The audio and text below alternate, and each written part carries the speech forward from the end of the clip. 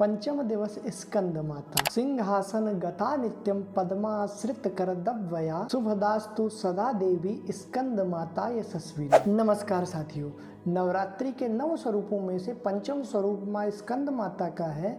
भगवान स्कंद की माता होने के कारण इन्हें स्कंद माता के नाम से जाना जाता है। भगवान स्कंद ने ही देवासुर संग्राम में देवताओं के प्रधान सेनापति के रूप में देव सेना का नेतृत्व किया था। वह भयानक राक्षस ताड़कासुर का वध भी किया था। इन्हें कार्तिकेय, खड़ानन आदि नामों से भी जाना जाता है तथा इनका वाहन मयूर है। नवरात्रि के पंचम दिवस में माँ स्कंद माता की ही पूजा अर्चना होती है। माता का यह स्वरूप करुणा एवं मातृत्व से परिपूर्ण है तथा माँ अपने इस चतुर्भुजी रूप में भगवान स्कंद को अपनी गोद में धारण किए हुए हैं। वह माँ के दाएं तरफ की दोनों भुजाओं में क्रमशः भगवान स्कंद व कमल हैं तथा बाएं तरफ की दोनों भुजाओं में क्रमशः कमल व वर रूपी मुद्रा है। इनका वर्ण पूर्णतः उज्जवल है। माँ कमल के आसन पर विराजमान होती हैं, इसलिए इन्हें पद्मासना देवी भी कहा जाता है तथा माँ का वाहन सिंह है। नवरात्रि की पूजा में 5वां दिन अति महत्वपूर्ण है। इस दिन साधक का मन विशुद्धि चक्र में प्रविष्ट होता है। विशुद्धि चक्र में स्थित मन वाले साधक में बाह्य क्रियाओं और मन की चंचलता का लोप हो जाता है तथा वह अपने विशुद्ध स्वरूप की ओर बढ़ने लगता है। उसका मन सांसारिक, लौकिक आदि सभी बंधनों से मुक्त होकर पूर्णतः स्कंद माता में लीन हो जाता है।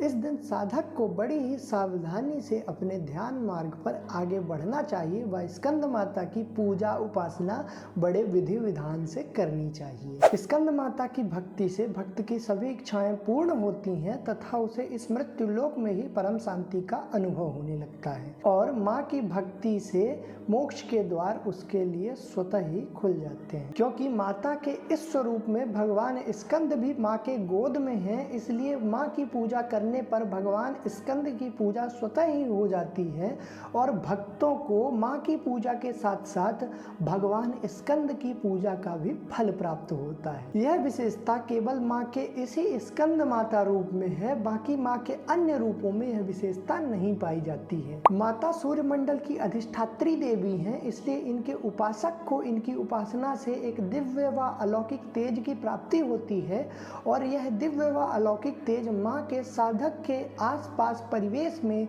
अदृश्य रूप से विद्यमान रहता है। अतः हमें चाहिए कि हम अपने मन को बाहरी विषयों व सुखों से खींचकर माँ स्कंद माता का ध्यान करें, जिससे हमें भी अलौकिक सुख व आनंद की प्राप्ति हो सके। तो जैसा कि हम सबको विदित है कि हम अपने नवरात्रि की इस श्रृंखला में आगे बढ़ रहे हैं, तो आज हमने नवरात्रि के इस पंचम दिवस पर माँ स्कंद माता के बारे में चर्चा की। अगली वीडियो में हम माँ के 6वें स्वरूप के विषय में चर्चा करेंगे। तो हमारे साथ इस श्रृंखला में जुड़े रहने के लिए हमें फॉलो व सब्सक्राइब करना ना भूलें। जय माँ स्कंद माता।